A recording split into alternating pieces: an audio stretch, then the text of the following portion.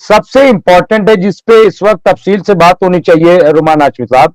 एक तो ये कि क्या जो बात शुरू हुई है जंग बंदी को लेकर के, और मिस्र को एक प्रपोजल गया है कि पहले 2 दिन के लिए जंग बंदी होगी, जिसमें 4 जो है वो कैप्टिव छोड़ेगा हमास, और उसके बाद ये कहा जा रहा है कि कुछ जो है फिलिस्तीनी छोड़ेंगे, और उसके 10 दिन बाद ये कहा गया है, उसके 10 दिन बाद जो है वो मुस्तकिल जंगबंदी होगी।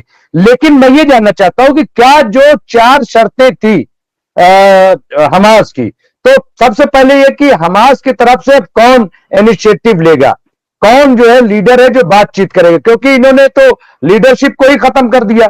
तो सबसे पहले रुमान हाशमी साहब की बात कौन करेगा, नंबर 1। नंबर 2 की जो 4 शर्तें थी, एक ये कि मुस्तकिल जंगबंदी हो, जिस पे ये कह रहे हैं कि 10 दिन बाद होगी।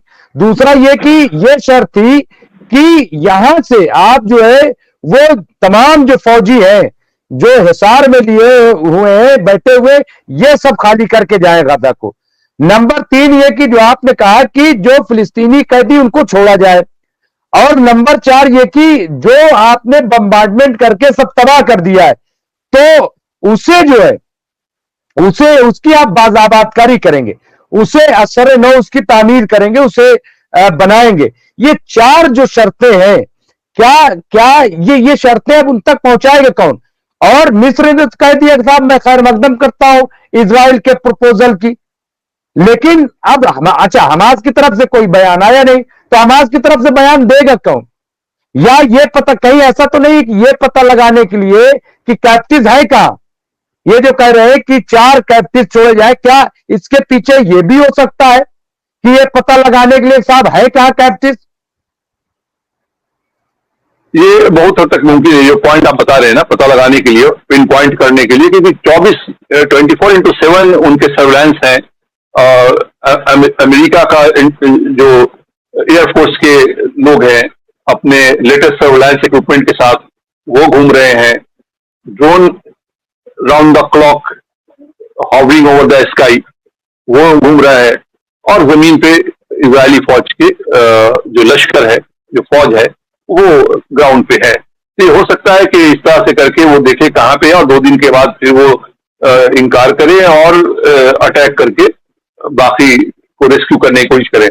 लेकिन सवाल एक ये भी है मुमताज भाई कि इजरायली गवर्नमेंट की तरफ से क्या ऐसा कोई बयान आया है? क्या मीडिया में, इजरायली अखबार में, चाहे वो कोई भी अखबार हो, चाहे वो प्रो इजरायली गवर्नमेंट अखबार जेरूशलम टाइम्स है, या लेफ्ट लीनियन अखबार हायरेट्स है, या और जो अखबार इजराइल के हैं, उसके हवाले से कोई ऐसा बयान आया है कि नेतन्याहू ऑफिस से, प्राइम मिनिस्टर ऑफिस से इस तरह का कोई बयान आया है पीस इनिशिएटिव का? ये बयान काहिरा से आ रहा है, सीसी के ऑफिस से ये बयान आ रहा है। इसलिए आप देखिए कि पहले इसमें ऑथेंटिसिटी कितनी है, ये कितना सीरियस, क्या ये प्रपोजल खुद सीसी ने दिया है इजरायली गवर्नमेंट को, जिसपे ना इजरायली गवर्नमेंट कोई रिएक्शन दे रही है ना हमास को रिएक्शन दे रहा है? मुझे तो लगता है कि ये ऑफर खुद सीसी का है, सीसी ने ऑफर दिया है, जिसपे अभी तक इजरायली गवर्नमेंट की तरफ से कोई रिएक्शन नहीं आया है, और हमास की तरफ से भी कोई रिएक्शन नहीं आया है।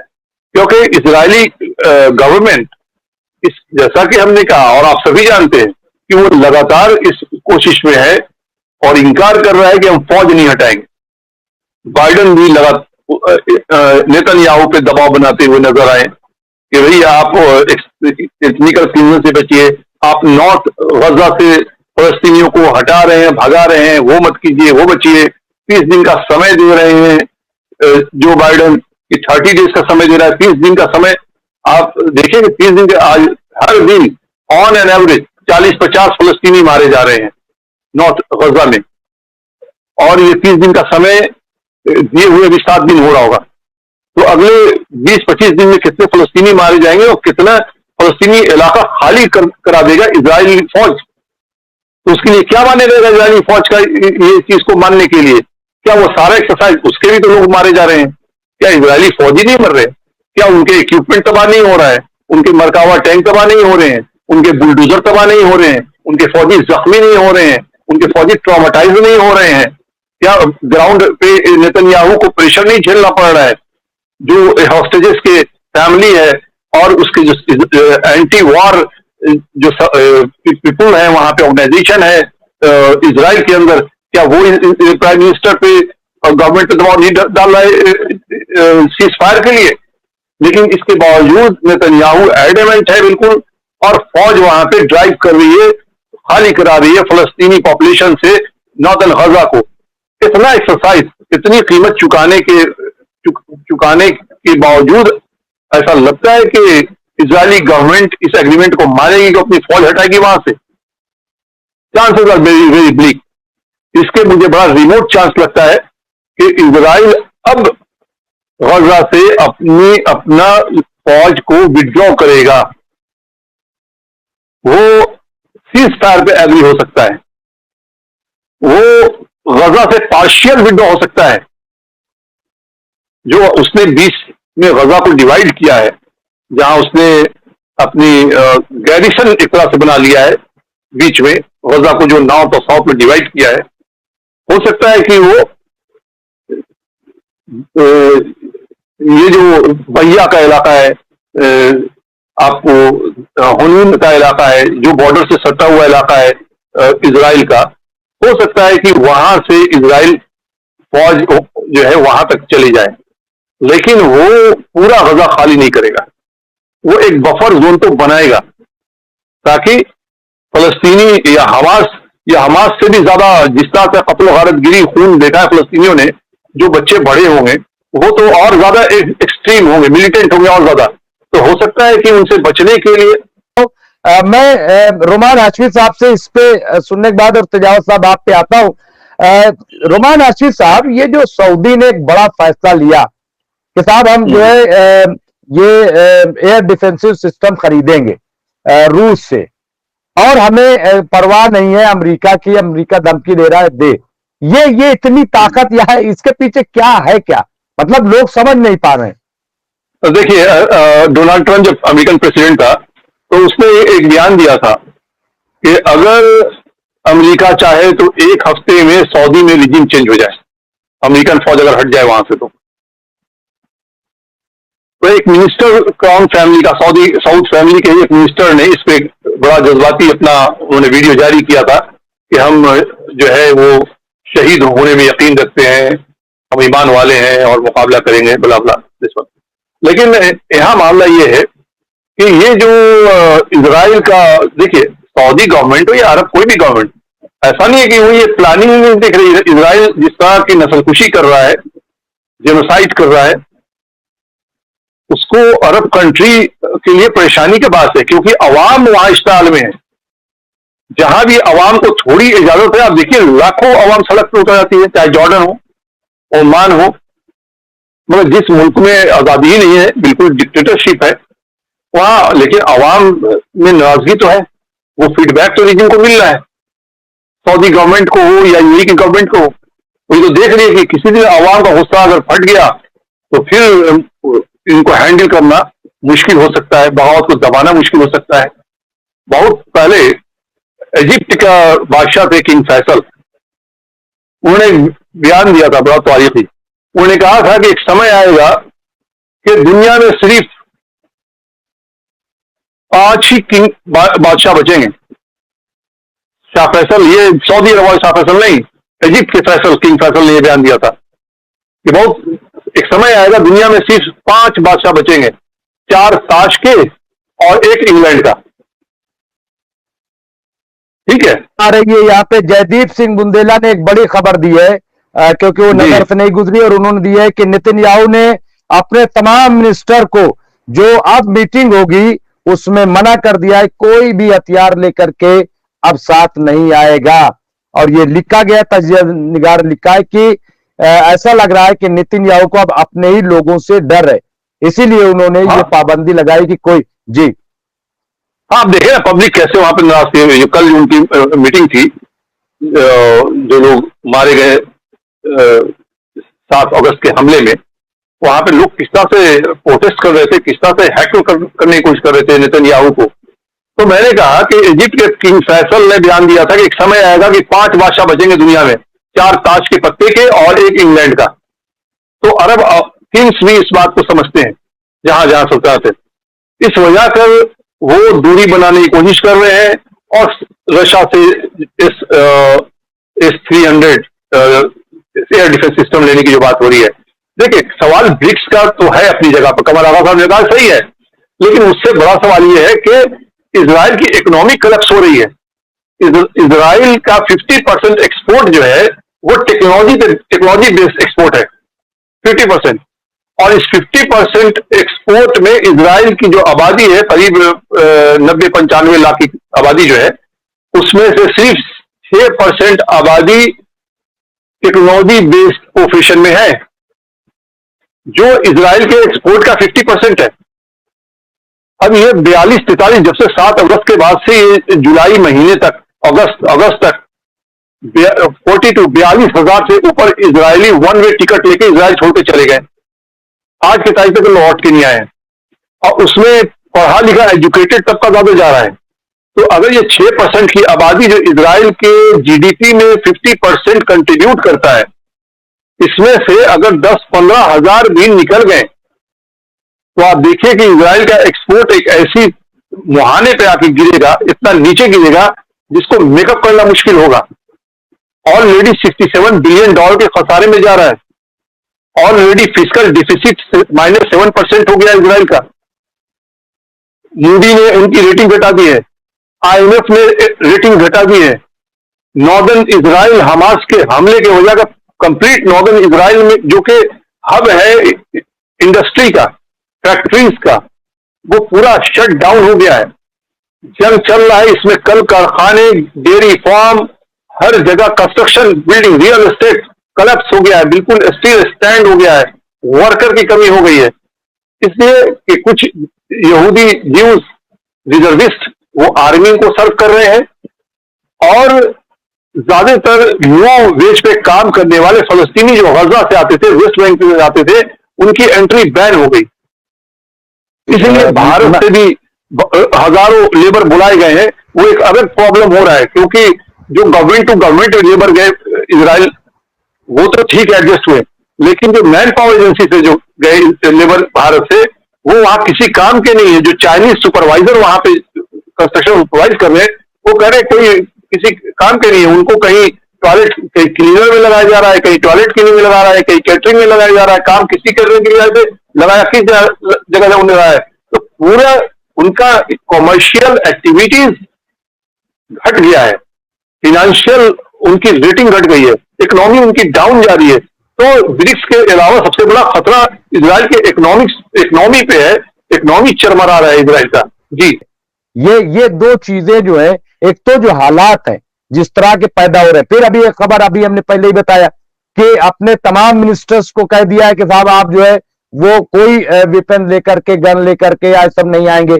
इसके अलावा खुद जो है जो पूरी कैबिनेट है उसने जगह बदल ली कि पीएमओ में मीटिंग नहीं होगी और जो आईडीएफ का हेडक्वार्टर है वहां मीटिंग नहीं होगी। कैबिनेट की मीटिंग कहां होगी ये नहीं बताया गया है। ये जो तमाम चीजें, इसको कैसे देखते हैं रुमान हाशमी साहब? अनरेस्ट है, अनरेस्ट तो है। हालांकि ये बात भी सही है कि इजराइल का एक बहुत बड़ी आबादी, पॉलिटिकल जो डायस्पोरा है, पॉलिटिकल एलिमेंट जो है, उसके अलावा जनता जनार्दन जिसे बोलते हैं, इजराइल की एक बहुत बड़ी आबादी जो है वो रेडिकल हो गई है, इसमें कोई शक नहीं है। उसका ऐसे आप देखिए, उसका सबूत यह है कि रेडिकल हो गई है कि जब ये बात खुल के सामने आई, इजरायली मीडिया में भी आया कि जो प्रिजनर हैं, प्रिजनरों को मारा जा रहा है, एग्जीक्यूट किया जा रहा है, एक्स्ट्रा जुडिशियल जिसको किलिंग कहते हैं वो, और उनके साथ रेप हो रहा है। वो 2-3 इजरायली फौजियों का जब नाम सामने आया, जब बहस चली उनको मुकदमा चलाने के लिए, तो पूरी लॉबी, मीडिया और पॉलिटिकल और इजराइल की जनता जो है, इजराइल की आवाम जो है, वो आ गए कि नहीं, उनके खिलाफ कोई मुकदमा नहीं चलना चाहिए, उनके खिलाफ कोई एक्शन होना चाहिए। उन्होंने जो किया है सही किया है, क्योंकि वो जिन लोगों के साथ हुआ है, जिन लड़कों के साथ भी ये हुआ है या औरतों के साथ हुआ है, वो सारे हमास के लोग हैं। तो ये एक सबूत है कि एक आबादी रेडिकल हो गई। लेकिन एक तबका हमेशा ऐसा होता है जो फासिज्म के खिलाफ रहता है, अगर फासिज्म के खिलाफ नहीं होता तो जर्मनी में हिटलर के ऊपर अटेम्प्ट, उसको किल करने का मर्डर अटेम्प्ट उसके ऊपर नहीं होता। General Rommel second world war का बहुत बड़ा जनरल था, नाजी जनरल, हिटलर को कत्ल करने की कोशिश में उसका भी नाम आया, उसे सुसाइड करना पड़ा। तो अवाम का एक तबका है, ऐसा होता है, और मेरे ख्याल से वो तबका मेजोरिटी तबका होता है, क्योंकि रूल हमेशा माइनॉरिटी करता है। आप वोट का परसेंटेज निकालिएगा अगर, तो ये देखिएगा वोट परसेंटेज में कि जिसको वोट कम मिला है, बट रूल वो वही कर रहा है, क्योंकि मेजोरिटी वोट अपोजिशन पार्टी में बट गया। इजराइल में भी कॉलिजन गवर्नमेंट है, वहां भी लेबर पार्टी है, दूसरी पार्टियां हैं, लेकिन वोट बढ़ जाता है। जब वोट बढ़ जाता है तो एक कोलिजन बन गया, और कोलिजन बन गया, मेजोरिटी में आ गए, माइनर मेजोरिटी में भी आ गए, तो वो रूल कर रहे हैं। तो वो तबका में अनरेस्ट है। अब एक तबका रेडिकल हो गया है, बिल्कुल ज़ियोनिस्ट पॉलिटिकल जो आइडियोलॉजी है वो उससे इन्फ्लुएंस्ड हो गया है। तो दूसरा तबका ऐसा है जो पीस चाहता है, वो साथ में रहना चाहता है अरबों के, क्रिश्चियंस के। तो ये अनरेस्ट जो है वो फौज में भी है। अगर फौज में नहीं होता तो फौज की तरफ से ऐसे लोग निकल के सामने नहीं आते, फौजी जो गजा में लड़े हैं, जो अपने ही आर्मी के एट्रोसिटीज के खिलाफ मीडिया में जाके बयान दे रहे हैं कि ऐसे हो रहा है जेलों में, ऐसे इजरायली फौजी कैंप पे इजरायली फौजी ने ऐसे किया, हमारे साथियों ने ऐसे किया। इस तरह के बयान वो नहीं देते। और रोमान हाशमी साहब, जो खबर आ रही है, तो अभी असलम लवारे साहब ने कई हवालों से ये खबर दी है कि पिछले 48 घंटे में तकरीबन 88 बल्कि ज्यादा जो है वो इजरायली फौजी मारे गए। और इसकी वजह भी बताई जा रही कि दरअसल जो अनट्रेंड है, जो साबिक वहां के फौजी के जो सरबराह हैं, उन्होंने बताया कि जो भेजे जा रहे हैं ये ट्रेंड जो है नहीं है मिलिट्री के लोग, बल्कि अनट्रेंड लोगों को भेजा जा रहा है, और वो इसी वजह से वहां पे मारे जा रहे हैं। लेबनान में भी बहुत मारे जा रहे हैं, और हम अभी गजा में भी जो है वो मारे जा रहे हैं। तो ऐसे ठीक है, लेकिन लेबनान में कहीं ज्यादा मारे जा रहे हैं। उसकी वजह है लेबनान में इजरायली फौजी अफसर का बयान आया है मीडिया में, बिना नाम बताए बयान दिया है उसने कि हिजबुल्लाह अब कोई पैरामिलिट्री नहीं रहेगी। हिजबुल्लाह जो लड़ रही है वो बाकायदा एक आर्मी के फॉर्म में लड़ रही है। चेन ऑफ कमांड उसका एस्टैब्लिश हो गया, जो धक्का हुआ था, जो नुकसान हुआ था, चेन ऑफ कमांड जो उसका गिरा था, गड़बड़ा गया था। लेकिन वो लड़ने की जो बात किया इजरायली फौजी ऑफिसर कह रहे, वो कह रहे वो एक आर्मी की तरह लड़ रही है। वो उनका पूरा टेरेन है, वो पहाड़ी है, वो माउंटेन पे लड़ रहे हैं। 2 किलोमीटर से ज्यादा आज भी वो दाखिल नहीं हुए हैं। दाखिल होते हैं 2.5 किलोमीटर, 3 किलोमीटर, और फिर हिजबुल्लाह के जो फाइटर्स हैं, लड़ाके हैं, वो जब अटैक करते हैं, उनके पास वेपन्स है, एक से एक नए वेपन्स वो सामने ला रहे हैं। 2 मिसाइल उन्होंने अभी जो मारा है, कल या परसों की बात है, इजरायली फौजी ठिकाने पर जो मारा उसने लेबनान के अंदर ही, उसमें 3-4-5 फौजी मरे। तो ये वापस हो जा रहे हैं, फिर रिट्रीट कर रहे हैं। इजरायली फौजी आगे बढ़ रहे हैं, फिर रिट्रीट कर जा रहे हैं। तो 2 किलोमीटर से आगे अभी तक वो बढ़ नहीं पाए। तीसरे हफ्ते में दाखिल हो गई जंग लेबनान में भी। यह बात सही है, उस फौजी ऑफिसर ने जो कहा है, वो तो फौजी ऑफिसर है, हम तो मीडिया के हवाले से बात कर रहे हैं। इजराइल की जो फौज है वो तो कमी है, 3-3.5 लाख के करीब उनकी आर्मी है, बाकी सारी रिजर्व आर्मी है। और 3-3.5 लाख की जो आर्मी भी है, वो उनका काम क्या है? उनका काम तो यही था कि वो वेस्ट बैंक में पेट्रोलिंग करते थे 24/7, फलस्तीनियों के घर के छत पे जाके खड़े रहते हैं, ये शो करते हैं कि तुम हमें देखो और ये समझो कि हम तुम्हें देख रहे हैं, the big boss is watching. ये इजरायली फौज का साइको गेम है। फलस्तीनियों के जो वेस्ट बैंक के फलस्तीनी रहते हैं, वो उनके घर में चले जाते हैं, बोलते हैं आप बाहर निकलिए, हम आराम करेंगे। स्ट्रीट पे घूमते रहते हैं। वो जो सेटलर्स हैं उनको प्रोटेक्ट करते हैं। वो जो फलस्तीनी हैं जो अपने खेतों पे जैतून पैदा करते हैं, अनाज पैदा करते हैं, सेटलर्स जब उस पर कब्जा करते हैं, उसको उखाड़ देते हैं, उसको जलाते हैं, तो फलस्तीनी प्रोटेस्ट में आते हैं, वो उसको प्रोटेक्ट करते हैं सेटलर्स को। ये जंग कहां लड़ी इतने सालों में? अब जंग का मजा हिजबुल्लाह जो चखा रहा है। तो जो फौजी और प्लस सेटलर्स, और सेटलर्स में भी कौन है? एक बड़ी तादाद सेटलर्स की 18 साल 19 साल के वो लड़के लड़कियां हैं अमेरिका में, जो ज्यूज हैं, यूरोप में जो ज्यूज है, खासकर अमेरिकन, जो समर में खास तौर पे उनको भेजा जाता है इजराइल में। वहां की एनजीओ भेजती है, कॉलेज यूनिवर्सिटी उनको भेजता है कि आप जाइए इजराइल को देखिए, जो आपकी जमीन है, जो बिब्लिकल लैंड है, जो आपके एंसेस्टर का लैंड है, जो बनी इजराइल का लैंड है, आप उसको जाके देखिए। फिर वो वहां जाते हैं, उन्हें 3 महीने का ट्रेनिंग, आर्मी ट्रेनिंग दिया जाता है, और उनको डिप्लॉय कर दिया जाता है वेस्ट बैंक में पेट्रोलिंग करने के लिए। और फिर जब उनका वेकेशन खत्म होता है, वो वापस अमेरिका चले जाते हैं। आज इजराइल में जो फौजी है, वो दुनिया भर के जो इजरायली है, जो ज्यूज हैं, वो तो आके लड़ रहे हैं वहां पे, अच्छी खासी तादाद में आके लड़ रहे हैं। कोई फ्रांस से, कोई बेल्जियम से, कोई फिनलैंड से, कोई अमेरिका से, कोई इंग्लैंड से, सबकी तस्वीरें भी आती है, वीडियो वायरल होता है। उसमें एक बेल्ज जो घोस्ट स्नाइपर यूनिट है, उसके खिलाफ, उसने सिविलियन को मारा है, उसके खिलाफ बेल्जियम की अदालत में वॉर क्रिमिनल का मुकदमा की सुनवाई शुरू हो गई है। वो बेल्जियम जा भी नहीं सकता है, जाएगा तो अरेस्ट होगा वहां पे। इजराइल के अंदर बच्चों का जो अमेरिका में, ऑस्ट्रेलिया में जो बच्चों का रेप करते हैं, वो यहूदी इजराइल में शेल्टर लिए हुए हैं। ऑस्ट्रेलिया की खबर में देख रहा था, ऑस्ट्रेलियन गवर्नमेंट मांग रही है, वहां छोटे बच्चे का रेप करके भागा हुआ है। अमेरिका की खबर, अमेरिका का पुलिस एजेंसी, अमेरिकन गवर्नमेंट, जो उसके ऊपर नोटिस जारी हुआ रेड कॉर्नर पकड़ने के लिए, इजराइल गवर्नमेंट उसको हवाले नहीं कर रही है, वो वहां पे छुपे हुए हैं। तो वहां पे तो पेडोफाइल जिसे बोलते हैं, पेडोफाइल जो बच्चों का रेप करते हैं, उनकी यहूदियों की बड़ी तादाद है। वहां केसेस आ रहे हैं, जो 60,000 वेस्ट बैंक में 60,000 यहूदी को जो खाली हो गए हमले से, वेस्ट सेटलर्स जो खाली करके, जिन्हें इजरायली गवर्नमेंट ने होटल में ठहरा रखा है, वहां का स्टोरी आई है, इजरायली अखबार में मैंने खुद पढ़ा है। बच्ची के साथ सेटलर होटल में पेडोफाइल ने रेप किया, टीनेजर के साथ। तो इस तरह का तो वहां पे एक सोशल एनार्की भी फैली है, अनरेस्ट भी फैल रहा है गवर्नमेंट के खिलाफ, और सोशल एनार्की भी फैली हुई है। जी।